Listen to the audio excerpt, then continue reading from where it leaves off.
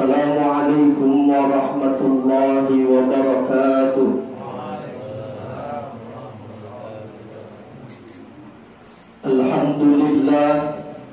Alhamdulillahi rabbil alamin. Wa bihi nasta'in ala umuri dunya waddin. Wassalatu wassalamu ala ashrafil anbiya'i wal mursalin, sayyidina wa habibina wa syafi'ina wa maulana Muhammadin sallallahu alaihi wasallam wa ala alihi wa sahbihi ajma'in, amma ba'du.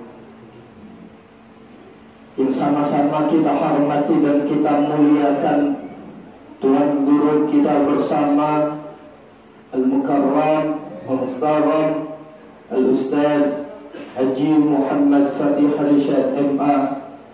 Kita doakan mudah-mudahan Tuan Guru kita selalu dipanjangkan umurnya oleh Allah Subhanahu wa ta'ala.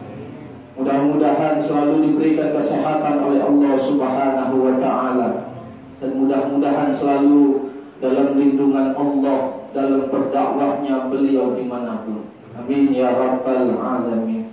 Serta para yang sama-sama kita hormati dan kita muliakan para asatizah yang saya tidak sebutkan namanya satu persatu, namun tidak mengurangi rasa hormat dan ta'zim saya kepada semuanya. Sama-sama kita hormati dan kita muliakan Ketua Majelis Ta'lim Miftahul Khair Mukarram Mukarram Al-Ustaz Miftahul Huda S.A. Kita doakan mudah-mudahan beliau selalu diberikan kesehatan oleh Allah Subhanahu wa ta'ala, dan mudah-mudahan selalu dipanjangkan umurnya oleh Allah Subhanahu wa ta'ala. Amin ya rabbal alamin. Pertama dan terutama marilah kita panjatkan puji syukur kita kehadiran Allah Subhanahu wa ta'ala, yang sebagaimana telah diberikan kepada kita semua beberapa nikmat-nikmatnya, yang terutama nikmat sehat wal afiat, nikmat panjang umur, nikmat iman, nikmat Islam, serta nikmat kesempatan yang alhamdulillah kita semua bisa hadir di tempat yang penuh dengan kemuliaan Allah untuk menghadiri pengajian Majelis Ta'lim Al-Muhsini. Mudah-mudahan dengan langkahnya kita dari rumah ke tempat ini, Allah Subhanahu wa ta'ala selalu mengampuni segala dosa-dosa kita, dan mudah-mudahan Allah Subhanahu wa ta'ala selalu menurunkan rahmatnya kepada kita semua. Amin ya rabbal alamin. Salawat dan salam tak lupa kita sampaikan kepada junjungan kita Nabi besar Muhammad sallallahu alaihi wasallam beserta keluarganya, sahabat-sahabatnya, dan mudah-mudahan kita semua termasuk sebagai umat-umatnya mudah-mudahan mendapatkan syafaatul uzma di akhirat nanti. Amin ya rabbal alamin.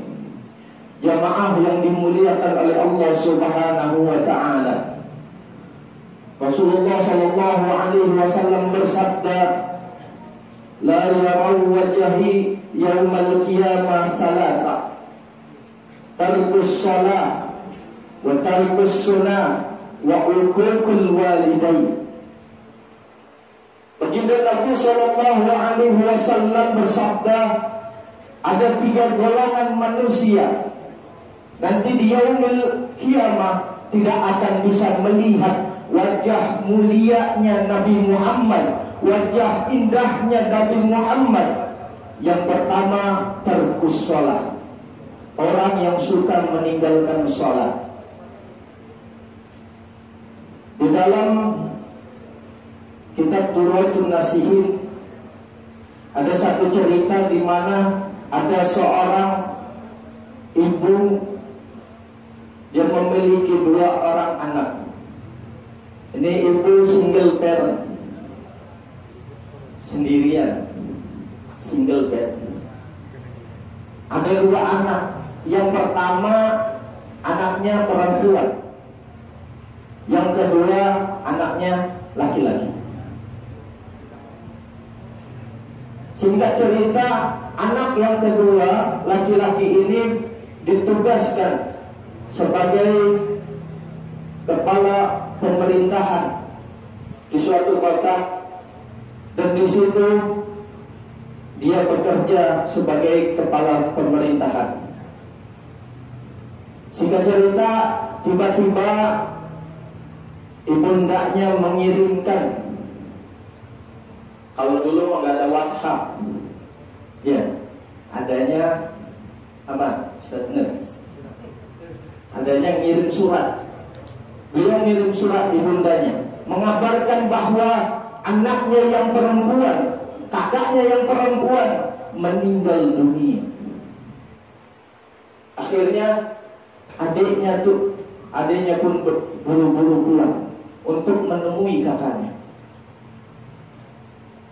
Dari dikafankan, dimandikan, dikafankan, dikuburkan, itu adiknya selalu ada di samping kakaknya. Ketika kuburan tersebut sudah ditutup oleh para jamaahnya, ditutup, dan akhirnya pulang ini adiknya dengan ibunya pulang, tiba-tiba dapat laporan dari kerjaan beliau, yaitu sebagai kepala pemerintahan, dikirimkan surat karena di kota tersebut, di pemerintahan tersebut ingin mengadakan yang namanya santunan anak yatim. Sedangkan santunan anak yatim tersebut uangnya ada di loker, dan kuncinya yang pegang adalah adiknya tersebut.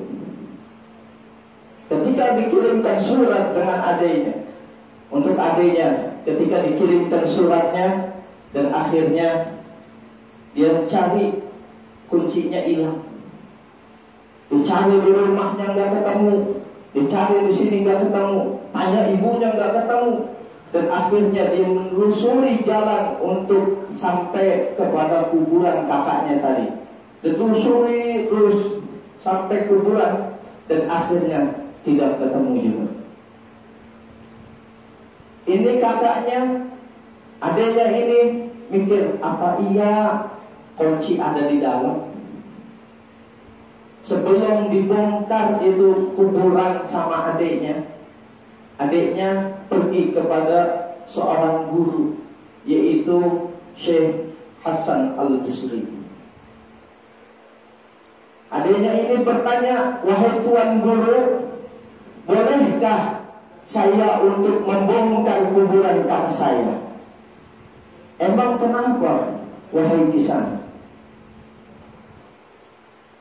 Sebab di situ saya ada amanah tuan guru, ada amanah untuk banyak orang di situ, dan di situ harus untuk menyantuni anak-anak yatim. Apakah saya boleh untuk membongkar kuburan tersebut? Di dalam kitab Safinatun Najah ada 4 kuburan yang boleh digali kembali. Ada 4. Yang pertama, apabila jenazah tersebut belum dimandikan, maka wajib dibongkar kuburannya untuk dimandikan sebelum itu jenazah hangus, meletus, dan busuk. Kalau masih utuh, maka wajib untuk dimandikan. Yang kedua, untuk mengarahkan ke kiblat, khawatir jenazah tersebut membelakangi kiblat. Yang ketiga, yaitu tertimbunnya harta di dalam kuburan yang membutuhkan banyak orang. Tapi kalau di dalam kuburannya tertimbun 1000 perak, mah nggak usah dibongkar. Ya, kalau tertimbunnya 1000 perak doang, mah nggak usah dibongkar. Kecuali banyak di situ tertimbunnya, dan untuk membutuhkan banyak orang. Yang keempat adalah ibu hamil yang meninggal dunia, khawatir janinnya hidup di dalam kuburan dan lahir di dalam kuburan, khawatir, maka boleh dibongkar. Maka judulnya lahir dalam kuburan. Ya, lahir di dalam kubur. Anak dalam kubur. Itu yang keempat. Ya, jadi dalam kitab Safinatun Najah maka boleh bongkar, kata Syekh Hasan Abdusi. Boleh kau bongkar. Akhirnya dibongkar.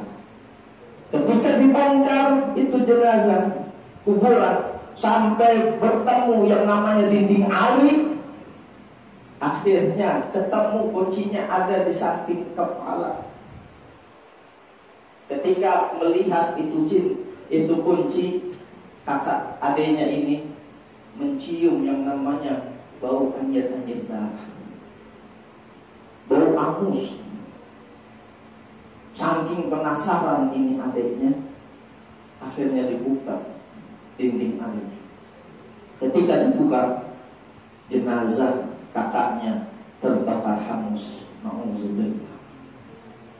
Jenazah kakaknya terbakar hangus. Dan akhirnya adik ini buru-buru untuk menutup kuburan tersebut biar orang lain tidak melihatnya. Dan pulang, adiknya bertanya kepada ibundanya, "Wahai ibunda, mohon maaf sebelum saya sudah lancang.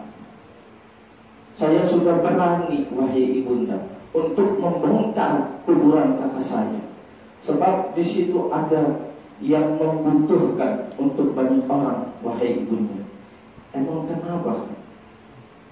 Saya mau tanya, kakak itu setiap harinya ngapain, wahai ibunda? Kakakmu baik sama keluarga, kakakmu baik sama warga. Tapi kenapa, wahai ibunda, tadi saya bongkar kuburannya, kakak sudah hangus terbakar. Padahal baru tadi dikubur itu hangus terbakar. Akhirnya ibundanya ini mikir.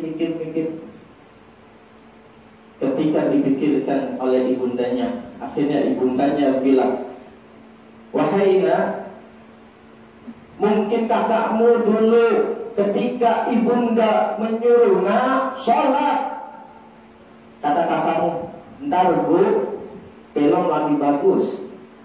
Nak sholat, tanggung bu, tar.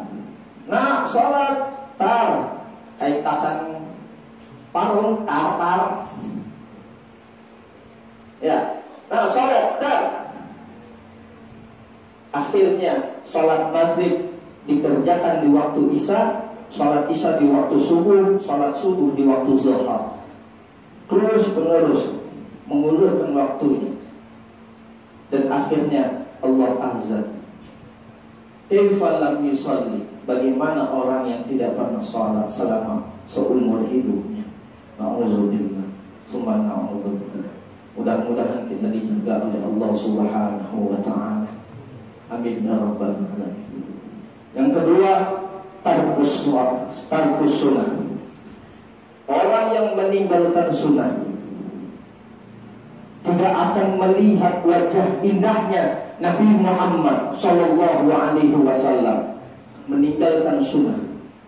Di mana kita lihat Syekh Fudail bin Iyad, ketika beliau beranjak ingin tidur dan beliau menjalankan sunnah Rasulullah, yaitu melaksanakan wudhu terlebih dahulu. Karena saking dinginnya waktu dulu, Syekh Fudail bin Iyad itu melaksanakan wudhu cuma sekali. Muka sekali, tangan sekali, rambut sekali, semuanya sekali. Dan ketika Syekh Fudail bin Iyad tertidur, didatangi oleh baginda Nabi Muhammad sallallahu alaihi wasallam. "Wahai Fudail, apakah kau cinta denganku?" kata Nabi Muhammad. "Aku cinta ya Rasul. Aku cinta denganmu ya Rasul." "Apakah benar kau cinta wahai Fudail?" "Benar ya Rasul." "Kalau kau benar cinta denganku, kenapa kau ngambil wudhunya sekali-sekali saja?" Akhirnya Syekh Fudal bin Iyad terbangun dari tidurnya dan langsung wudhu dengan sempurna dan melaksanakan sholat 500 rakaat sebagai tanda permintaan maaf kepada kanjeng Nabi besar Muhammad sallallahu alaihi wasallam. Itu yang ninggalin sunnah ditegur sama Rasulullah. Yang ninggalin sunnah tidak akan bisa melihat wajah indahnya Nabi Muhammad sallallahu alaihi wasallam. Bagaimana orang yang menghina, orang yang meremehkan Nabi Muhammad sallallahu alaihi wasallam. Bagaimana orang yang merendahkan, menghina, meremehkan Nabi Muhammad. Orang yang ninggalin sunnah saja tidak akan bisa melihat wajah indahnya Nabi Muhammad sallallahu alaihi wasallam. Allah Subhanahu wa taala berfirman, "Wa ma arsalnaka illa rahmatan lil alamin." Kata Allah, aku tidak akan menciptakanmu ya Muhammad. Aku tidak akan mengutusmu ya Muhammad untuk sebagai pemberi rahmat ke semesta alam. Kalau tidak ada Nabi Muhammad, maka tidak akan ada kita. Kalau tidak ada Nabi Muhammad, maka tidak akan ada semesta alam ini. Tidak akan ada langit dan bumi ini. Laulaka ya Muhammad lamma khalaqtul aflak. Kata Allah di dalam hadis qudsinya, tidak akan aku menciptakanmu ya Muhammad, aku tidak akan menciptakan langit dan bumi. Laulaka ya Muhammad lamma khalaqtul aflak. Kalau tidak ada Nabi Muhammad, maka Allah tidak akan menciptakan langit dan bumi ini. Gimana mulianya Nabi Muhammad? Adanya Nabi Adam, adanya nabi-nabi yang lain karena adanya nur Nabi Muhammad sallallahu alaihi wasallam. 2000 tahun sebelum Allah ciptakan yang namanya langit dan bumi, nur Nabi Muhammad sudah ada. Dan nama beliau pun sudah terpampang di pintu surga. La ilaha illallah Muhammadur Rasulullah. Kalau bukan Nabi Muhammad, maka tidak ada kita. Sallu ala Muhammad. Yang ketiga, wa uququl walidain. Orang yang durhaka kepada kedua orang tuanya. Jamaah yang dimuliakan oleh Allah Subhanahu wa taala. Bagaimana kita lihat kisah seorang sahabat Rasulullah sallallahu alaihi wasallam. Seorang sahabat Rasulullah ketika perang beliau, ya Rasul, biar saya paling depan ketika perang untuk menjagamu ya Rasulullah. Tolong ya Rasul. Ini sahabat Rasulullah ketika masih hidupnya perang dengan Rasulullah, maka dia paling depan untuk menjaga Rasulullah sallallahu alaihi wasallam. Tapi Allah takdirkan ketika ajal datang kepada beliau, yaitu Alqamah, datang ajalnya kepada beliau, nyaris meninggal dalam keadaan su'ul khatimah. Ketika malaikat Israil datang kepada Alqamah dengan nyawa sudah ada di kerongkongan, kata istrinya, wahai suamiku tercinta, ikuti aku. La ilaha illallah. Gak bisa Pak, gak bisa mengikuti talqin daripada istrinya, bimbingan talqin daripada istrinya. La ilaha illallah. Akhirnya sahabat daripada ikuti aku. La illallah. Gak bisa juga Pak, gak bisa juga jamaah, gak bisa mengucapkan la ilaha illallah. Dipanggillah seorang yang mulia, lisan yang mulia, yaitu Kanjeng Nabi besar Muhammad sallallahu alaihi wasallam. Ya Rasul, sahabat kita sedang sakaratul maut ya Rasul, tolong bimbing ya Rasul. Ketika dibimbing wahai sama Rasulullah sallallahu alaihi wasallam, wahai Alqamah sahabatku, ikuti aku. La ilaha illallah. Gak bisa juga Pak. Lisannya Nabi Muhammad yang mulia, lisan beliau yang mulia, ketika membimbing Alqamah tidak bisa Alqamah mengikuti apa kata Rasulullah. Akhirnya Rasulullah bertanya kepada istrinya, wahai istri Alqamah, wahai istri sahabatku, apa masih ada ini Alqamah orang tuanya? Kata Rasulullah, kata istrinya, wahai Rasul, Alqamah masih ada, tapi cuma satu ya Rasul, ibundanya yang masih ada. Di mana rumahnya? Rumahnya ada di pojokan pasar ya Rasul. Di situ ada gubuk dan di situ rumah daripada orang tua Alqamah. Akhirnya wahai sahabat Abu Bakar, wahai sahabat Abdurrahman bin Auf, datangkan ke orang tua Alqamah dan minta datang kemari untuk membimbing Alqamah. Akhirnya datang sahabat. Ketika datang, tok tok, assalamualaikum. Waalaikumsalam. Ada apa wahai sahabat? Betulkah engkau ibunda daripada Alqamah? Saya tidak kenal dengan Alqamah. Benar, dulu memang anak saya. Dulu memang anak saya, tapi saya tidak ridho dengan Alqamah. Saya tidak ridho dengan Alqamah. Saya tidak mau memaafkan Alqamah.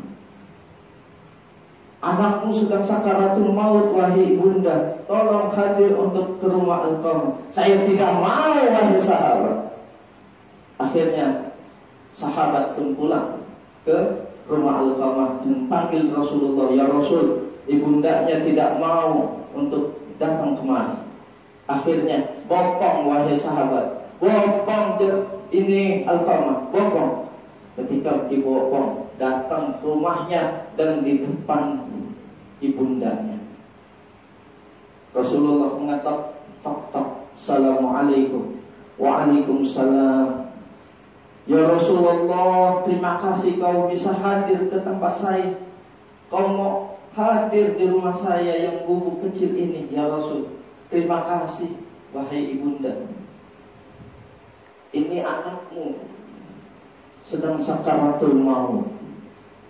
Tolong maafkan anakmu ini, wahai ibunda.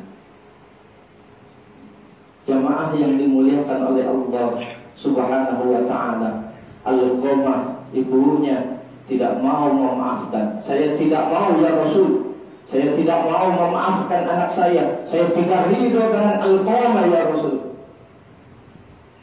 Memang ada apa wahai ibunda? Ada salah apa Alqamah?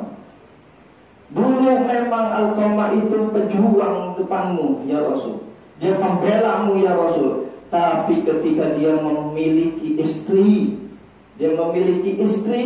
dia lebih mementingkan istrinya ketimbang saya. Dia beli 2 bingkisan ya Rasul. Bingkisan pertama dia beli dengan yang bagus, baju bagus, di dalamnya baju yang bagus, duit yang banyak, ada perhiasan di situ. Bingkisan yang kedua itu bajunya kusum ya Rasul, tidak ada uang sepeser pun dan tidak ada perhiasan ya Rasulullah. Akhirnya Alqamah ke rumah saya dan ngasih yang namanya bingkisan yang bagus. ketika Alqamah jalan pulang, dia balik lagi, ya Rasul. Dia balik lagi ke rumah saya. Untuk apa? Untuk menukarkan bingkisan tersebut. Menukarkan bingkisan tersebut, ya Rasul. Ketika ditukar sama Alqamah, wahai ibunda, ini bingkisan untukmu, itu untuk istri saya. Ini dalamnya sama, wahai ibunda. Sama. Ketika Alqamah sudah mengambil bingkisan yang lebih bagus dan ibundanya memegang bingkisan yang jelek, dan akhirnya Alqamah pulang dan ibunya detik itu pulang tidak ridho dengan Alqamah. Baik wahai ibunda, karena seorang suami itu ridhonya ada di orang tua. Ridallah fi ridal walidain. Ridhonya Allah terletak kepada kedua orang tuanya. Makanya ketika suami itu mementingkan istrinya, maka sungguh dia sudah berkhianat kepada kedua orang tuanya. Makanya jangan kita tinggalkan ibunda, orang tua kita. Akhirnya Rasulullah bilang, wahai sahabat, siapkan kayu bakar. Siapkan kayu bakar, wahai sahabat, untuk kita bakar yang namanya Alqamah.